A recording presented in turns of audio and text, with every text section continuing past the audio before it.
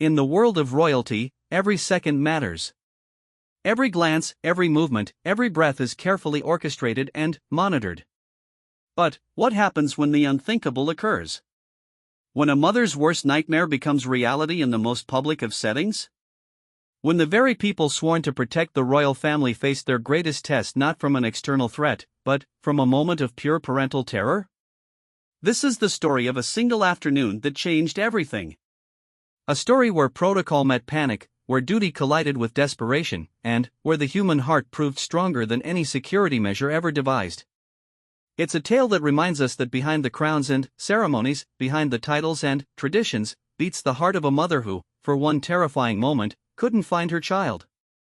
What you're about to read isn't just another royal story. It's a raw, authentic account of how quickly everything can change, how fast certainty can turn to chaos, and how the bonds of family transcend even the most rigid of royal protocols.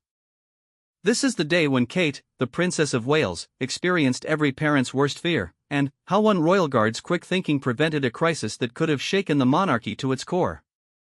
Prepare yourself for a story that will make you hold your breath, question everything you think you know about royal life, and ultimately remind you that no matter how high the walls or how tight the security, the love of a mother knows no boundaries. The morning sun cast long shadows across the pristine courtyard of Kensington Palace as Catherine, Princess of Wales, adjusted the small pearl earrings that had once belonged to Diana. Today was meant to be special, one of those carefully orchestrated royal engagements that would be remembered for all the right reasons. The annual Children's Garden Festival at Hampton Court Palace was an event close to her heart, combining her passion for early childhood development with her love of horticulture. Detective Inspector Sarah Mitchell had been assigned to the Royal Protection Detail for 3 years, but mornings like these still filled her with a mixture of professional pride and nervous energy. As she conducted her final security briefing with the team, her eyes automatically scanned every corner, every potential entry point, every face in the growing crowd of staff members preparing for the day's events. The morning air was crisp, carrying the scent of freshly cut grass and the distant sound of children's laughter from the neighboring school where students were preparing to meet the princess. Kate emerged from the palace doors at precisely 9:30, her navy blue dress catching the morning light as she moved with the practiced grace that had become her trademark. 7-year-old Prince George walked beside her, his school uniform impeccable despite his obvious excitement about missing regular classes for what he called Mummy's Flower Day. 4-year-old Princess Charlotte skipped ahead, her pigtails bouncing as she chased imaginary butterflies, while 2-year-old Prince Louis toddled between his parents, his chubby fingers wrapped around a small wooden toy car that had become his constant companion. The royal convoy was a sight to behold. 3 identical black Range Rovers sat in perfect formation, their engines purring quietly while protection officers made final checks on communication equipment. Detective Inspector Mitchell took her position in the lead vehicle, her trained eyes never stopping their systematic sweep of the surroundings. Behind her, Kate's personal protection officer, Detective Sergeant James Rodriguez, helped settle the family into the middle vehicle. His gentle manner with the children had earned him their trust over the past 18 months, making him an invaluable member of the team. As the convoy pulled away from Kensington Palace, the morning seemed to promise nothing but success. The route to Hampton Court had been secured for weeks, with every traffic light timed to perfection and every potential disruption identified and neutralized. Local police had swept the area 3 times in the past 24 hours, while advance teams had been stationed along the route since dawn.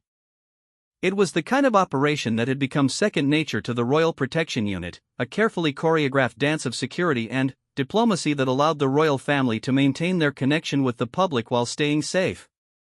The children's excitement was infectious as they traveled through the London suburbs. George pointed out landmarks from previous visits, while Charlotte pressed her face to the window, waving enthusiastically at anyone who might be watching. Louis, still small enough to be easily overwhelmed by the grandeur of royal life, contentedly played with his toy car, making soft vrooming sounds that brought smiles to the faces of even the most serious protection officers. Detective Inspector Mitchell's radio crackled with regular updates from the advance team. The festival grounds were secure, the crowd barriers were in place, and the local police reported no unusual activity. She allowed herself a moment of satisfaction as she watched the familiar landmarks pass by the window. These were the moments that made all the training, all the long hours, and all the constant vigilance worthwhile. Protecting the royal family wasn't just about preventing threats, it was about preserving moments like these, allowing a mother to share special experiences with her children while serving her duty to the crown. The convoy turned onto the approach road to Hampton Court Palace, and Mitchell could see the colorful banners and decorations that marked the entrance to the Children's Garden Festival. Hundreds of families had already gathered, their excited chatter creating a warm backdrop to what promised to be a perfect day. Local dignitaries stood in a neat line near the entrance, their nervous energy barely contained as they prepared to meet the princess and her children. Garden designers had worked for months to create interactive exhibits that would engage young minds while teaching them about nature and sustainability. As the vehicles came to a smooth stop in the designated area, Mitchell felt the familiar surge of adrenaline that marked the beginning of any public engagement. This was when the real work began. The transition from the controlled environment of the vehicles to the unpredictable world of public interaction required split-second timing and absolute trust between team members. She spoke quickly into her radio, confirming positions with the security team that had been in place since early morning. Kate stepped out of the vehicle with practiced elegance, immediately turning to help her children emerge safely. George, ever conscious of his future role, straightened his shoulders and prepared to shake hands with the waiting officials. Charlotte bounced on her toes, her eyes wide with wonder at the colorful decorations surrounding them. The festival organizers had outdone themselves, creating a wonderland of interactive gardens, educational exhibits, and hands-on activities designed to spark children's interest in the natural world. The greeting line proceeded smoothly, with Kate demonstrating the perfect balance of warmth and formality that had made her such an effective representative of the monarchy. She listened intently as the festival director explained the day's schedule, nodding appreciatively at the careful thought that had gone into each activity. The children would have opportunities to plant seeds in specially prepared garden beds, learn about different types of flowers and vegetables, and even help harvest herbs that would be used in the palace kitchens. Detective Sergeant Rodriguez maintained his position just behind the family, his eyes constantly moving between the children and the surrounding crowd. He had developed an almost parental instinct for anticipating the movements of George, Charlotte, and Louis, understanding their personalities and predicting when one of them might wander off or become overwhelmed by the attention. His calm presence had become a source of comfort for the children, who had learned to trust him completely during their public appearances. The morning's first activity took place in a specially designed teaching garden where children from local schools were waiting to meet the princess.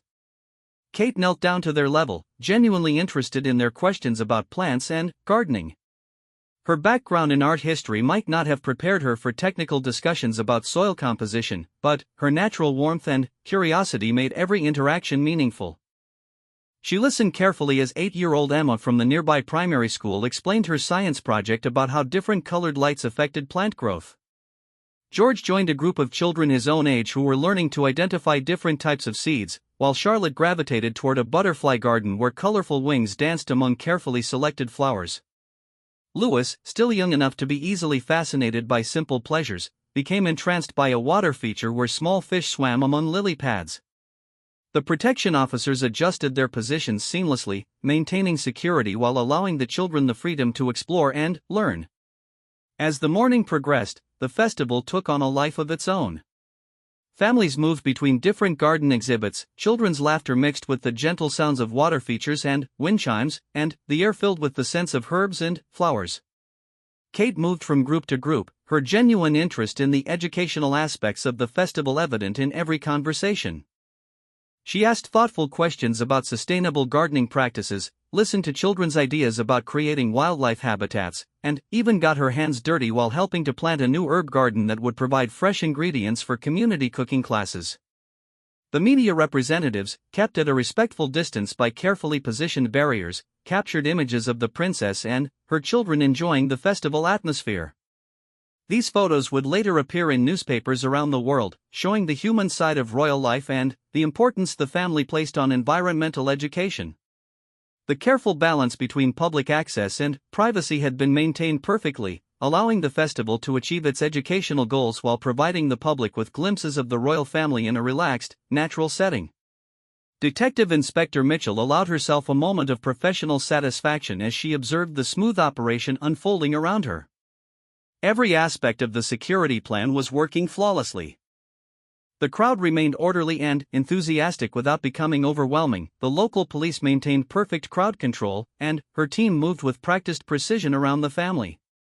The advance planning had paid off, creating an environment where the princess could focus entirely on the educational mission of the visit while her children experienced the joy of learning about nature.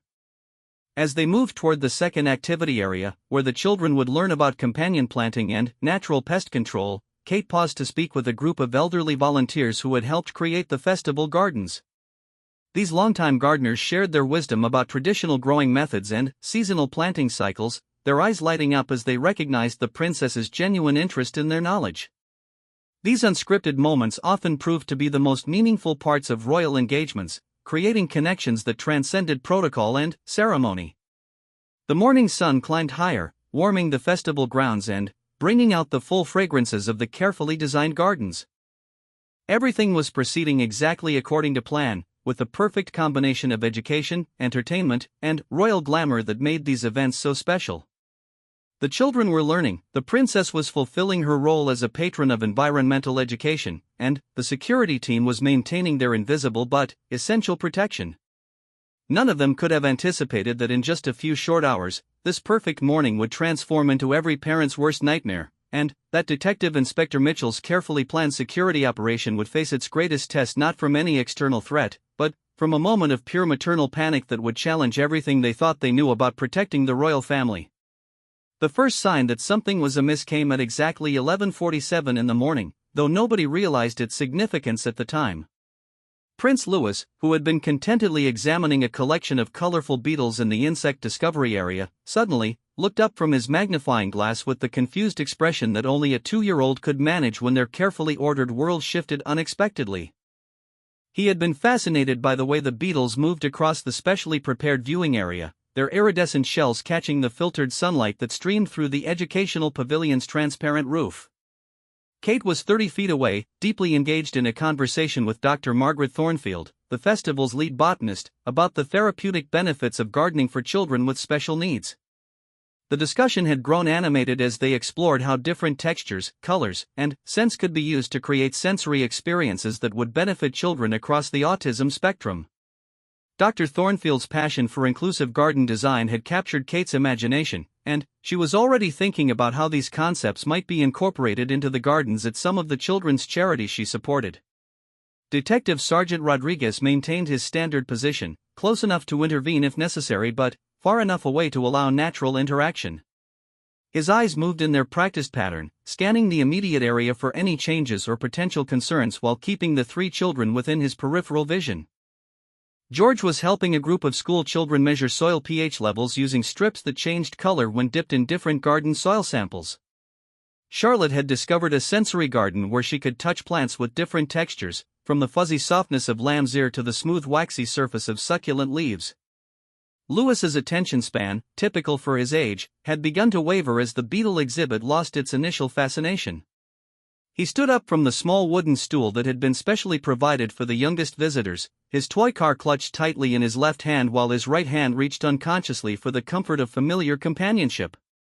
When he turned to look for his mother and found her engaged in conversation with the festival organizers, he made the decision that would set everything in motion.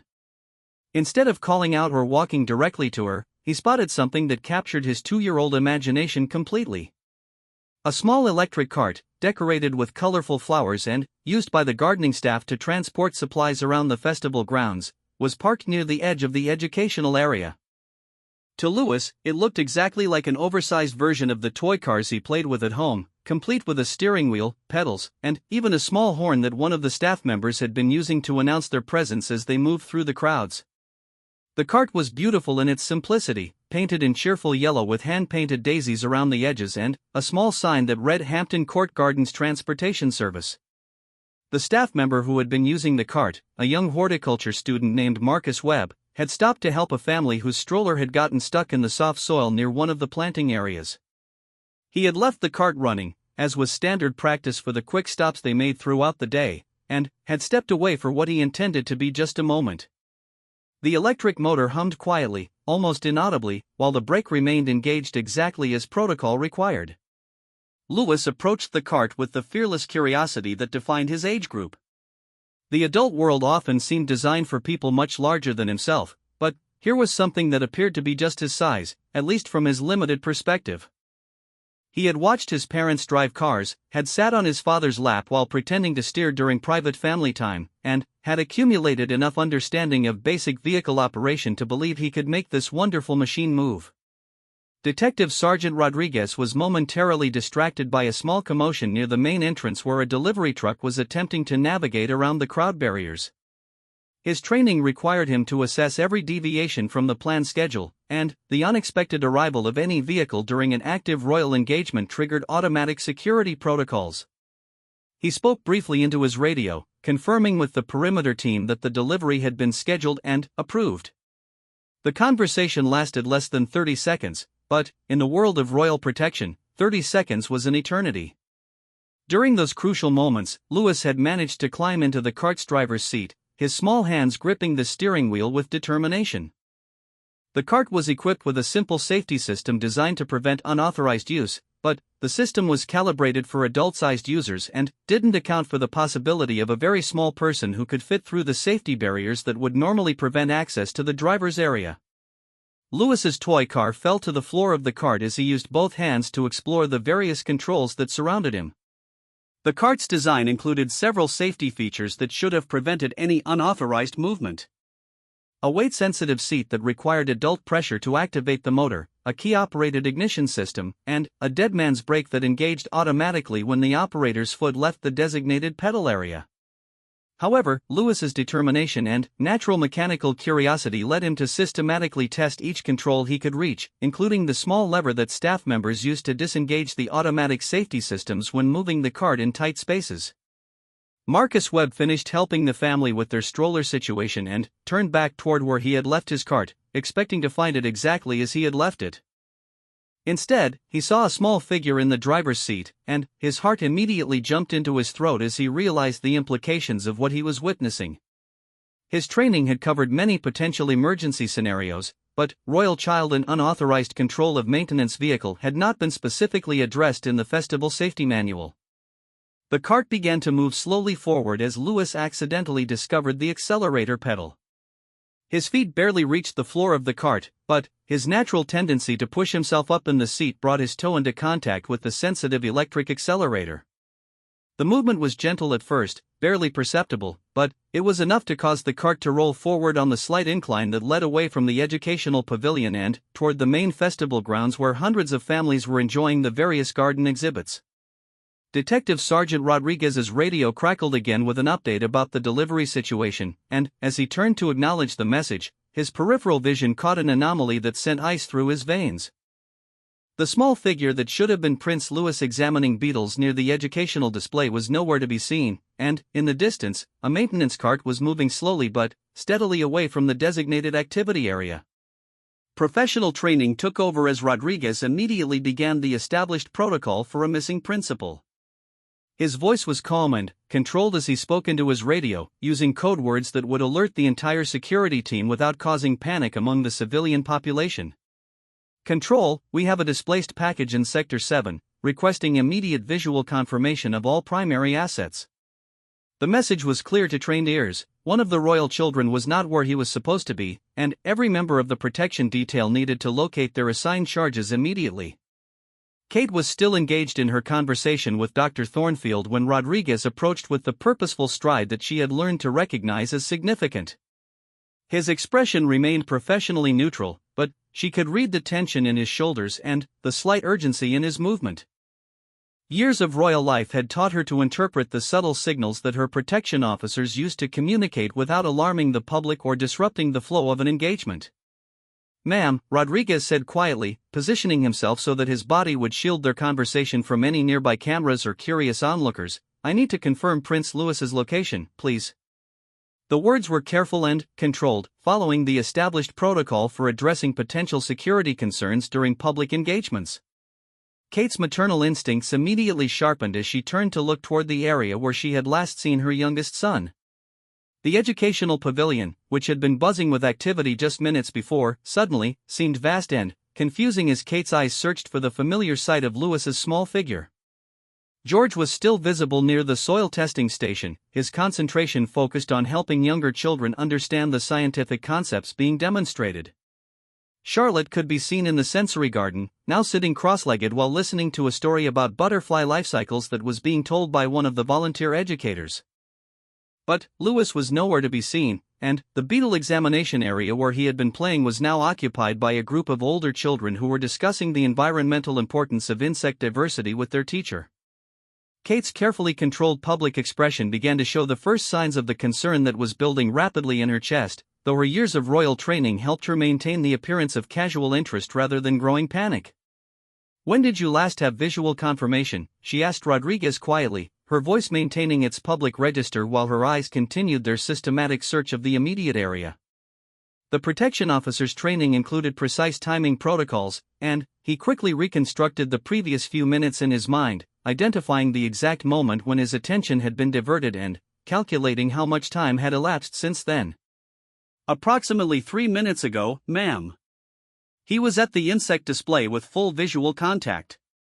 Rodriguez was already moving as he spoke, his trained eyes following the logical paths that a curious 2-year-old might take from the educational area. His radio remained active as other members of the security team reported in with confirmations of their assigned charges and began expanding their search patterns according to established protocols. The slow-moving maintenance cart had covered perhaps 50 yards during this exchange, its path taking it toward an area of the festival grounds where families with young children were participating in a seed planting workshop. Louis, still fascinated by his newfound ability to make the wonderful machine respond to his commands, had no understanding of the growing concern his absence was creating among the adults responsible for his safety. To him, this was simply the most exciting adventure he had experienced since learning to climb the stairs at Kensington Palace. Marcus Webb was running now, his initial shock having given way to the realization that he needed to reach the cart before it entered an area where its slow but steady progress might pose a danger to the festival attendees. His radio calls to the maintenance supervisor were urgent but professional as he explained the situation and requested immediate assistance. The festival's emergency protocols were about to be tested in a way that none of the organizers had ever imagined possible. Detective Inspector Mitchell's voice came through Rodriguez's earpiece with the controlled authority that marked a developing situation. "All units, expand search pattern for Package 3. Maintain crowd control protocols and avoid creating public alarm. Report any unusual vehicle movement in the festival area immediately." The security net was tightening, but everyone involved knew that in situations involving young children, every second could be crucial. Kate's public composure was beginning to show hairline cracks as the reality of the situation penetrated her consciousness. Her youngest child, barely 2 years old, was somewhere in a crowded festival area filled with potential dangers, and, despite the presence of dozens of highly trained security professionals, no one seemed to know exactly where he was or what he was doing. The careful plans and extensive preparations that had promised such a perfect day were unraveling with terrifying speed, and the worst part was the knowledge that she would have to maintain her public role even as every maternal instinct screamed at her to abandon protocol and search for her baby with single-minded determination. The next few minutes unfolded with the surreal quality of a nightmare where everything familiar becomes strange and threatening. Kate excused herself from Dr. Thornfield with the kind of gracious smile that had been drilled into her through years of royal training, but her eyes never stopped scanning the crowd as she moved toward the area where Louis had last been seen. Each second that passed without locating him felt like an hour, and the festival's cheerful atmosphere began to take on an ominous quality as her imagination filled with increasingly dire possibilities. Detective Inspector Mitchell had taken command of the expanding search operation with the efficiency that comes from years of emergency training. Her team spread out across the festival grounds in a carefully coordinated pattern, each officer assigned specific sectors while maintaining radio contact and avoiding any obvious signs that might alert the public to a developing crisis. The challenge was immense. They needed to conduct a thorough search of a large area filled with hundreds of people while maintaining the appearance that nothing unusual was happening. The maintenance cart, meanwhile, continued its slow but steady progress toward the heart of the festival. Louis had discovered that by pushing harder on the pedal he could make the cart move faster, though his 2-year-old coordination meant that his control remained somewhat erratic. The cart weaved gently back and forth along the gravel path, its decorative flower arrangements swaying with each change of direction. To the casual observer, it might have appeared that someone was simply driving very carefully through the crowd, taking extra precautions to avoid the families and children enjoying the various garden exhibits. Marcus Webb had managed to get within 20 yards of the cart when he encountered an unexpected obstacle. A group of elderly visitors had gathered around a particularly impressive rose display, completely blocking the path he needed to take to intercept Lewis's joyride. The seniors were deeply engaged in a technical discussion about pruning techniques with one of the head gardeners, and any attempt to push through their group would certainly create the kind of disturbance that could escalate into exactly the type of public incident that the security team was desperately trying to avoid. "Excuse me, ladies and gentlemen," Marcus called out with forced cheerfulness, "I need to retrieve our maintenance cart from just ahead of you. Could I possibly squeeze through?" His voice carried none of the urgency he felt as he watched the cart continue to pull away from him, now heading toward an area where a children's choir from a local primary school was preparing to perform for the visiting families. The thought of Prince Louis driving an electric cart into a group of performing children sent waves of anxiety through his entire body. Detective Sergeant Rodriguez had reached Kate's side and was providing her with regular updates as the search operation expanded. "Ma'am, we have visual confirmation of Prince George at the soil testing station and Princess Charlotte in the sensory garden. All perimeter teams are actively searching for Prince Louis, and we've implemented containment protocols to ensure he remains within the secured festival area." His words were meant to provide reassurance, but Kate could hear the underlying tension that indicated the situation was more serious than anyone wanted to admit. "How long has it been?" Kate asked, her royal training warring with her maternal instincts as she struggled to maintain public composure while processing the reality that her baby was missing in a crowd of strangers. The festival continued around them, families laughing and children playing, completely unaware that a crisis was developing just yards away from their innocent enjoyment. 7 minutes since last visual confirmation, Rodriguez replied, his own radio crackling with updates from team members spread across the festival grounds. "We're expanding the search radius systematically, but the festival layout provides good natural containment. There are limited exit points, and all are monitored." He didn't mention that those same features that provided security also created numerous hiding places and potential danger zones where a curious toddler could encounter serious hazards. The cart had now entered the main festival area, where families sat on blankets enjoying packed lunches while their children explored the various interactive exhibits scattered throughout the grounds. Louis, completely absorbed in his adventure, had no awareness that his presence behind the wheel of the maintenance cart was beginning to attract curious glances from some of the other festival attendees. A few parents had begun to wonder why such a young child appeared to be driving the staff vehicle, but the general assumption seemed to be that this was some sort of special demonstration or educational exhibit. Sarah Chen, a mother of 3 who was enjoying the festival with her own children, was the first person to realize that something wasn't quite right about the situation unfolding near her family's picnic spot. She had been watching the approaching cart with mild interest, expecting to see a staff member emerge to collect something or make an announcement about the afternoon's scheduled activities. Instead, she found herself staring at what appeared to be a toddler gripping the steering wheel with intense concentration while the vehicle moved slowly but persistently toward the area where her own children were playing. "David," she said to her husband, who was unpacking sandwiches from their cooler, "look at that cart. Am I seeing things, or is there a very young child driving it?" David looked up from the food preparation and followed his wife's pointing finger to the approaching vehicle. His first instinct was to assume that this must be some sort of supervised activity, perhaps a demonstration of child-friendly garden equipment or an educational exhibit about transportation. But, as the cart drew closer, he could clearly see that there was no adult supervision and that the child appeared to be operating the vehicle entirely on his own. Detective Inspector Mitchell's radio crackled with a report that sent ice through her veins. "Control, this is Perimeter 7. We have a civilian report of a young child operating a maintenance vehicle in Sector 4. Requesting immediate visual confirmation and response team deployment." The words confirmed what she had begun to suspect but had hoped to avoid. Prince Louis had somehow gained access to festival equipment and was now operating it without supervision in an area filled with other children and families. "All units, converge on Sector 4 immediately," Mitchell commanded, her voice carrying the authority of someone who had trained for exactly these types of emergency situations.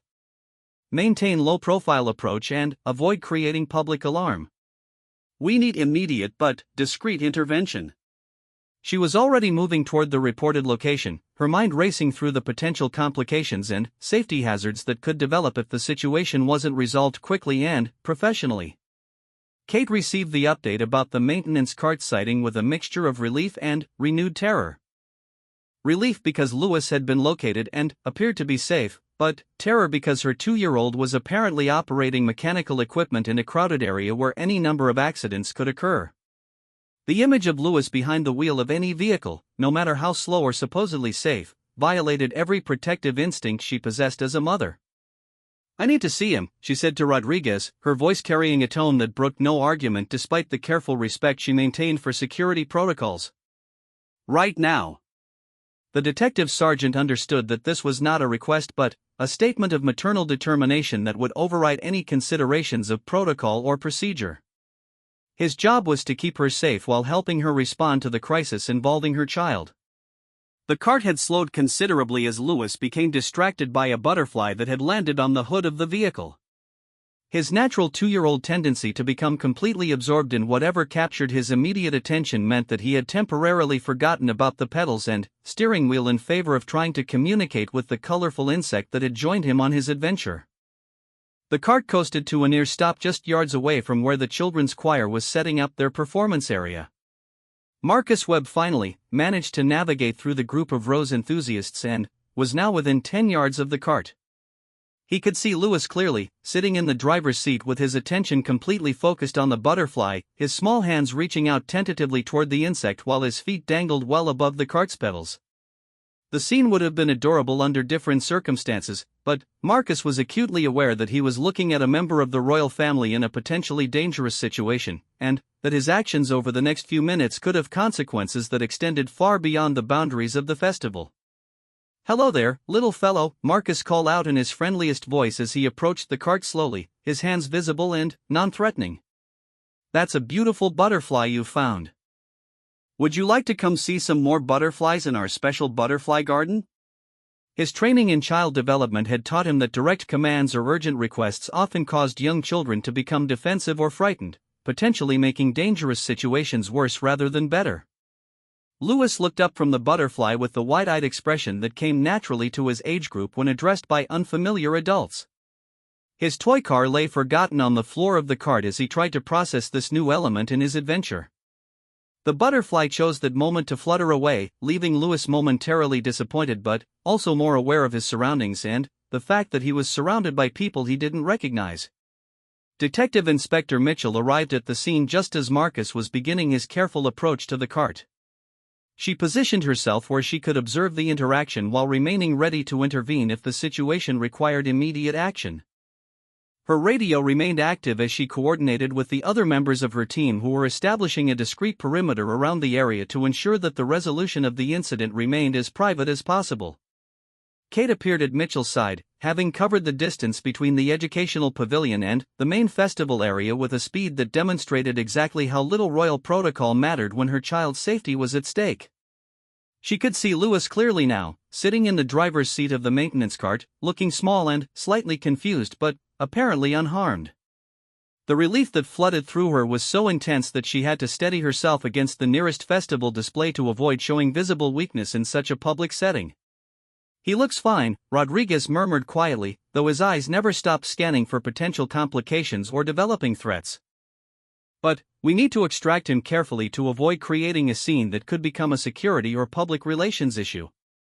The delicate balance between child safety and public perception required careful navigation, especially given the dozens of cameras and smartphones that were undoubtedly present among the festival attendees. The children's choir, consisting of 24 students ranging in age from 6 to 11, was completely unaware of the drama unfolding just yards away from their designated performance area.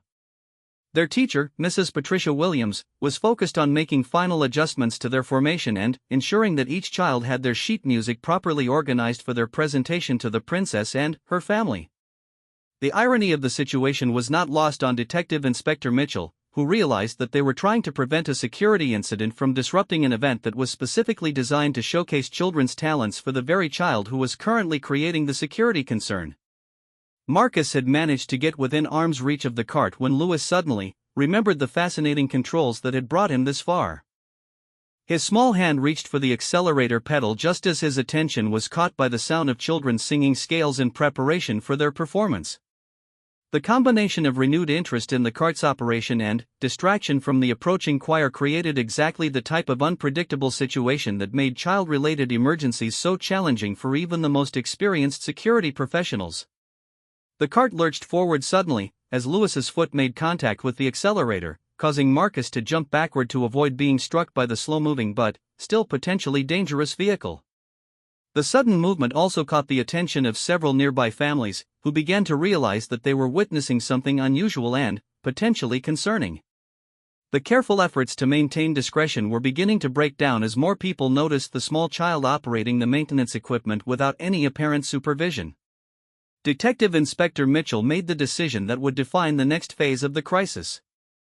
Speaking quickly into her radio, she authorized the implementation of emergency intervention protocols, which meant that the team would prioritize child safety over all other considerations, including public discretion and protocol maintenance.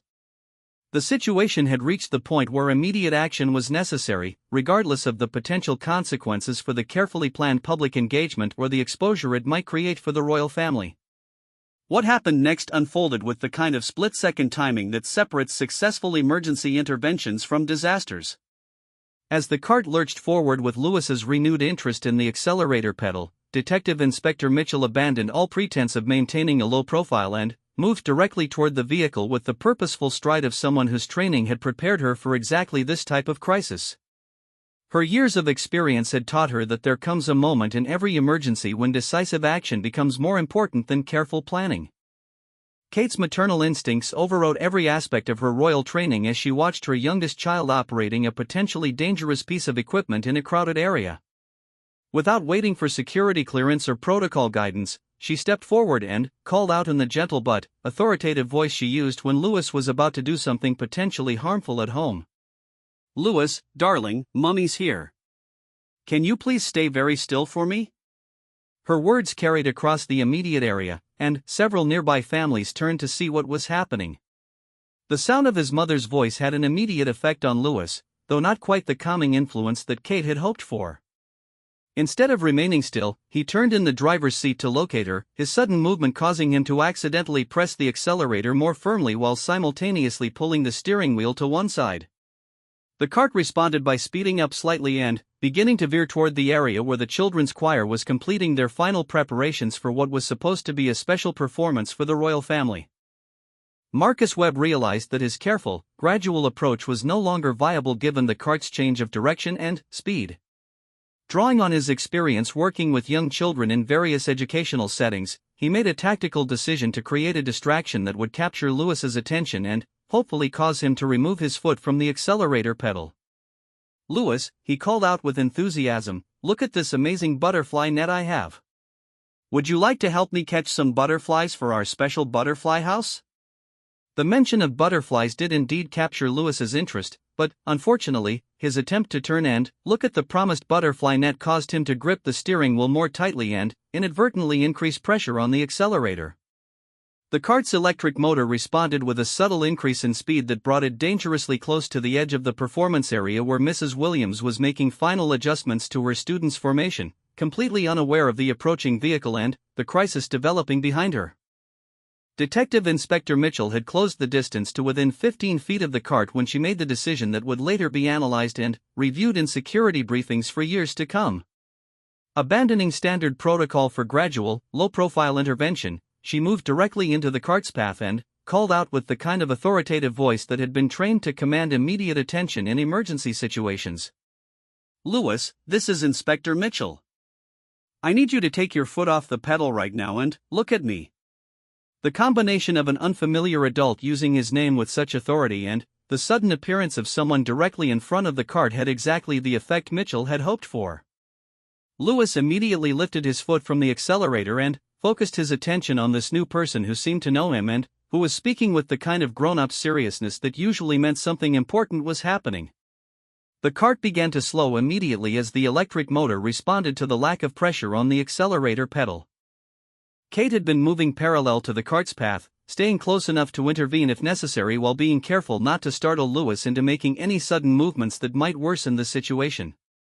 When she saw Inspector Mitchell step directly into the vehicle's path, her heart stopped for a moment as she realized the security officer was putting herself at potential risk to protect her child. The image of this dedicated professional placing herself between a moving vehicle and Prince Louis would remain burned into Kate's memory for the rest of her life. The cart rolled to a complete stop just 3 feet from where Inspector Mitchell stood with her arms slightly extended in a gesture that combined authority with reassurance. Louis sat in the driver's seat looking somewhat confused by the sudden attention from multiple adults but not appearing frightened or distressed by the situation. His natural 2-year-old resilience was serving him well, though he seemed to sense that his adventure had reached some sort of conclusion even if he didn't fully understand why. "Hello, Prince Louis," Inspector Mitchell said as she approached the now stationary cart with the kind of calm professionalism that marked her as someone who had dealt with challenging situations involving children before. "You've been having quite an adventure, haven't you? Your mummy is right here, and we're all very glad that you're safe." Her voice carried none of the tension she felt as she realized how close they had come to a potentially serious incident. Kate reached the cart at almost the same moment as Inspector Mitchell, her relief at seeing Louis safe and unharmed so overwhelming that she had to grip the edge of the vehicle to steady herself. Years of royal training had prepared her for many challenging situations, but nothing had equipped her for the terror of watching her toddler operate a motor vehicle in a crowded public space while she was powerless to intervene immediately. "Louis," she said gently, reaching out to touch his small hand where it still gripped the steering wheel, "you gave Mummy quite a scare. Are you ready to come out of the cart now?" Her voice carried the kind of loving relief that only a mother could express, though she was acutely aware that dozens of people were now watching their interaction and that cameras might be capturing images that would require careful management later. Louis looked between his mother and Inspector Mitchell with the slightly guilty expression that suggested he was beginning to understand that his cart adventure might not have been entirely appropriate, though his 2-year-old mind couldn't quite grasp the full implications of what had occurred. "Mummy," he said in his small voice, "the cart goes vroom like my toy car. I made it go." His pride in his mechanical accomplishment was evident despite the growing awareness that the adults around him seemed concerned rather than impressed. Detective Sergeant Rodriguez had arrived during the final moments of the crisis and was now coordinating with the other members of the security team to establish a discreet perimeter around the cart while Kate and Inspector Mitchell handled the immediate situation with Louis. His radio crackled with status updates as the team confirmed that the immediate threat had been neutralized and that all 3 royal children were now accounted for and safe. Marcus Webb breathed a sigh of relief that seemed to come from his very soul as he watched Inspector Mitchell and the princess safely extract Prince Louis from the driver's seat of his cart. The young horticulture student realized that his momentary inattention had nearly resulted in a crisis that could have had far-reaching consequences, and he was already mentally preparing for the extensive debriefing sessions that would undoubtedly follow this incident. The children's choir, still blissfully unaware of how close they had come to being involved in a security incident, continued their vocal warm-ups under Mrs. Williams's guidance. The irony was not lost on anyone in the security team that they had just prevented a crisis from disrupting an event that was specifically planned to showcase children's talents for the very child who had created the emergency in the first place. As Kate lifted Louis out of the cart's driver's seat, she was struck by how normal he felt in her arms despite the extraordinary circumstances of the previous few minutes. He was still her baby, still the same curious and adventurous toddler he had been before his impromptu driving lesson, but the experience had reminded her of how quickly a perfectly planned day could spiral into every parent's worst nightmare. "Inspector Mitchell," Kate said quietly as she settled Louis more securely in her arms, "I cannot adequately express my gratitude for your quick thinking and professional response. You quite literally placed yourself between my child and potential harm, and I will never forget that." The genuine emotion in her voice transcended the formal language required by royal protocol, creating a moment of human connection between a mother and the woman who had helped save her child. Inspector Mitchell accepted the thanks with the professional grace that marked her as someone who understood both the importance of her role and the human cost of the responsibility she carried. "Ma'am, ensuring the safety of your family is not just my professional duty but my personal honor. I'm simply grateful that Prince Louis is safe and that we were able to resolve the situation without incident." the festival organizers, who had become aware that some sort of situation had developed in the main festival area, approached carefully to assess whether any adjustments needed to be made to the day's remaining schedule. Dr. Thornfield, the botanist who had been speaking with Kate when the crisis began, looked particularly concerned as she realized that her engaging conversation about therapeutic gardening might have contributed to the distraction that allowed Lewis to wander off in the first place. "Your Royal Highness," Dr. Thornfield said with evident concern, "I hope that our discussion didn't contribute to any confusion about Prince Louis's whereabouts. I would be devastated to think that my enthusiasm for the educational aspects of the festival had created any safety concerns for your family." Her genuine distress was evident, though Kate was quick to reassure her that no blame belonged to anyone except perhaps the natural curiosity of a 2-year-old boy. Louis, meanwhile, had spotted his forgotten toy car on the floor of the maintenance cart and was reaching toward it with the single-minded focus that characterized his age group. Inspector Mitchell retrieved the small wooden vehicle and handed it to him with a smile, noting that he immediately began making the soft vrooming sounds that had apparently inspired his interest in the larger, real vehicle that had caused so much excitement. The security team had managed the situation with remarkable efficiency, containing what could have been a major incident within a relatively small area and ensuring that most of the festival attendees remained unaware that anything unusual had occurred. The discreet positioning of officers and the quick resolution of the crisis meant that the day's schedule could continue largely as planned, though everyone involved would be significantly more vigilant for the remainder of the visit. Detective Sergeant Rodriguez approached with an update on the security assessment that had been conducted while the immediate crisis was being resolved. "Ma'am, we've completed a full review of the incident timeline and identified the factors that contributed to the situation. We're implementing additional protocols immediately to prevent any similar occurrences during the remainder of today's engagement and for future events involving the children." Kate nodded her appreciation for the thoroughness of the security response while unconsciously tightening her hold on Louis, who seemed completely content to be back in his mother's arms with his toy car restored to his possession. The adrenaline that had sustained her through the crisis was beginning to fade, leaving behind the shaky relief that follows any emergency involving a child's safety. The maintenance cart sat silent now, its decorative flowers slightly askew from the excitement but otherwise unchanged from its innocent appearance as a piece of garden festival equipment.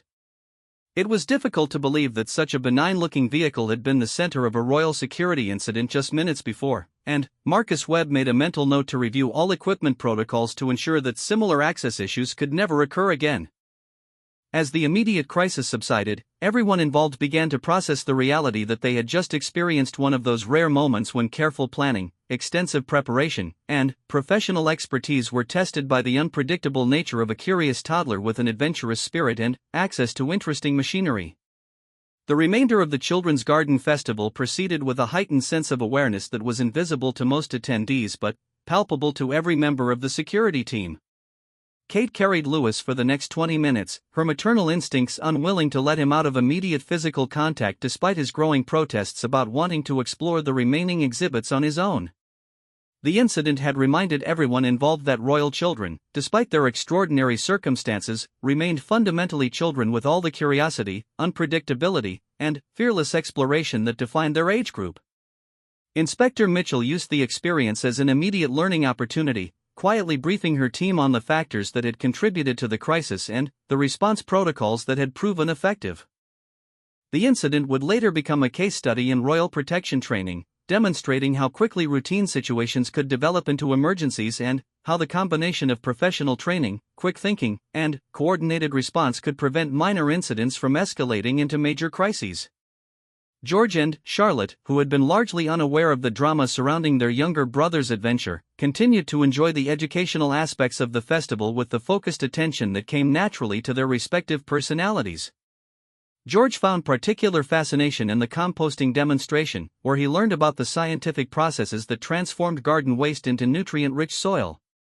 Charlotte gravitated toward a storytelling session where a local librarian was reading tales about magical gardens and the creatures that lived within them. The children's choir performance proceeded exactly as planned, their clear voices carrying across the festival grounds as they sang traditional English folk songs about nature, seasons, and growing things. Mrs. Williams beamed with pride as her students performed flawlessly, completely unaware that they had nearly been part of a very different sort of excitement just minutes before their presentation began. Kate listened to their performance with genuine appreciation, though her eyes never strayed far from Lewis, who sat contentedly on her lap while clutching his toy car. Dr. Thornfield approached during the choir performance with a carefully prepared presentation about the therapeutic garden project that had sparked their earlier conversation. She had spent the intervening time organizing her materials and preparing visual aids that would help illustrate the concepts they had been discussing when the crisis interrupted their dialogue. Her dedication to the educational mission of the festival was evident in her determination to complete their conversation despite the dramatic interruption. "Your Royal Highness, Dr." Thornfield said quietly, positioning herself so as not to interfere with Kate's ability to monitor all three children while they listened to the choir. "If you're still interested in learning about the therapeutic applications of garden design, I've prepared some materials that might help illustrate the concepts we were exploring earlier. Of course, I completely understand if you'd prefer to focus on enjoying the remainder of the festival with your family." Kate appreciated the botanist's sensitivity to the changed circumstances while recognizing the genuine passion that drove Dr. Thornfield's work with therapeutic gardening. The incident with Lewis had heightened her awareness of how quickly children could encounter unexpected situations, but it had also reinforced her appreciation for the dedicated professionals who created safe, educational environments where children could learn and explore. "I would very much like to continue our conversation," Kate replied, adjusting Lewis on her lap while keeping one eye on George and Charlotte, who were now helping to distribute seed packets to other children at the conclusion of the choir performance. "The work you're doing with sensory garden design has tremendous potential for the children's charities I support, and I'm eager to learn more about how these environments can benefit children with different learning styles and developmental needs." Detective Sergeant Rodriguez had positioned himself where he could maintain visual contact with all three royal children while monitoring the security perimeter that had been subtly reinforced following the morning's incident. His radio remained active with periodic status updates from other team members, though the frequency of communications had decreased as the situation stabilized and normal security protocols resumed their effectiveness. Marcus Webb had spent the time since the incident conducting a thorough review of all festival equipment and access protocols with his supervisor. The maintenance cart that had provided Prince Louis with his unexpected adventure was now secured with additional safety measures, including a more sophisticated locking system and revised procedures for temporary equipment stops. The incident had served as a valuable reminder that even the most innocent-seeming equipment could pose unexpected challenges in environments where curious children were present. As the afternoon progressed, the festival atmosphere gradually returned to its earlier mood of relaxed enjoyment. Families continued to move between the various garden exhibits, children participated enthusiastically in the hands-on learning activities, and the educational goals of the event were being achieved exactly as the organizers had hoped. The brief crisis that had tested everyone's emergency response capabilities was becoming integrated into the day's experience rather than overshadowing it. Louis, perhaps sensing the increased attention he was receiving, had become unusually cooperative and affectionate, content to remain close to his mother while observing the festival activities from the security of her arms. His adventure with the maintenance cart seemed to have satisfied his curiosity about operating motor vehicles, at least for the immediate future, and he showed renewed interest in his toy car, which had apparently gained significance through its association with his brief career as a driver of real machinery. The media representatives who were covering the royal family's visit remained unaware that any unusual incident had occurred, their attention focused on capturing images of the princess and her children enjoying the educational aspects of the festival. The security team's successful management of the crisis meant that the public narrative of the day would remain focused on the positive educational mission rather than the emergency response that had dominated the morning's final hour. Inspector Mitchell found herself reflecting on the rapid sequence of events that had transformed a routine royal engagement into a crisis management exercise and back again to a successful public appearance. Her training had prepared her for many types of security challenges, but the unpredictable nature of child-related incidents required a flexibility and quick thinking that went beyond standard protocols. The successful resolution of the morning's crisis had reinforced her confidence in her team's ability to adapt and respond effectively to unexpected situations. As the royal family prepared to transition to the afternoon's scheduled activities, Kate took a moment to personally thank each member of the security team who had participated in locating Louis and managing the cart incident. Her words of gratitude went beyond the formal acknowledgments required by protocol, reflecting the genuine appreciation of a mother whose child had been protected by dedicated professionals who understood the human cost of their responsibilities. Inspector Mitchell, Kate said during a private moment between scheduled activities, "I want you to know that your actions this morning exemplified everything I value most about the people who have dedicated their careers to protecting our family. You demonstrated not only professional competence but genuine care for Lewis's well-being, and you did so in a way that prioritized his safety while maintaining the dignity of the engagement. I am deeply grateful for your service." The afternoon activities proceeded smoothly, with enhanced security awareness creating an environment where the children could continue to enjoy the educational opportunities while remaining safely within the protective oversight of their security detail. George discovered a fascination with butterfly life cycles, Charlotte became absorbed in a discussion about pollinating insects, and Lewis remained contentedly close to his mother while occasionally offering commentary about various exhibits in his developing vocabulary. The festival organizers, initially concerned that the morning's incident might have disrupted the day's carefully planned schedule, found themselves impressed by the resilience and professionalism demonstrated by both the royal family and their security team. The crisis had been managed so effectively that most festival attendees remained unaware that anything unusual had occurred, allowing the educational mission of the event to proceed exactly as intended. Dr. Thornfield was able to complete her presentation about therapeutic garden design, and Kate's engagement with the material demonstrated genuine interest that went beyond diplomatic politeness. Their conversation covered practical applications for children with autism spectrum disorders, the benefits of sensory gardens for children recovering from trauma, and the potential for horticultural therapy to be integrated into existing children's programs supported by royal patronage. As the afternoon drew to a close, the royal family prepared for their departure with the same careful coordination that had marked their arrival, though with significantly heightened awareness of the potential for unexpected developments. Lewis rode in Kate's arms to the waiting vehicles, his toy car clutched securely in one hand while the other maintained contact with his mother's jacket, as if unconsciously ensuring that he remained connected to the safety she represented. The convoy's departure from Hampton Court Palace proceeded exactly according to the revised security protocols that had been implemented following the morning's incident. Detective Inspector Mitchell rode in the lead vehicle, her radio active with confirmation messages from team members positioned along the return route. The day had tested their emergency response capabilities and had ultimately demonstrated the effectiveness of their training and the strength of their professional relationships. During the return journey to Kensington Palace, Kate found herself reflecting on the morning's events and the reminder they provided about the delicate balance between allowing her children to experience normal childhood activities and ensuring their safety in circumstances that were anything but normal. The incident had reinforced her appreciation for the dedicated professionals who made it possible for her family to maintain connections with the public while managing the unique security challenges that came with their royal status. Lewis fell asleep in his car seat during the journey home, his toy car still clutched in his small hand and a peaceful expression on his face that suggested he remained unaware of the concern his adventure had created among the adults responsible for his safety. The sight of her youngest child sleeping peacefully after the morning's excitement filled Kate with the kind of relief that only parents can understand when a potentially dangerous situation resolves safely.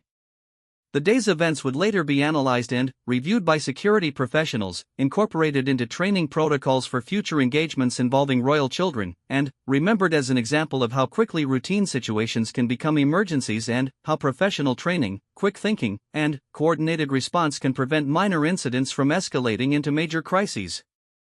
But, for Kate, the most important outcome was simple: her child was safe, her family was intact, and they had been protected by dedicated professionals who understood that their most important responsibility was ensuring that royal children could remain children, even within the extraordinary circumstances of their public lives.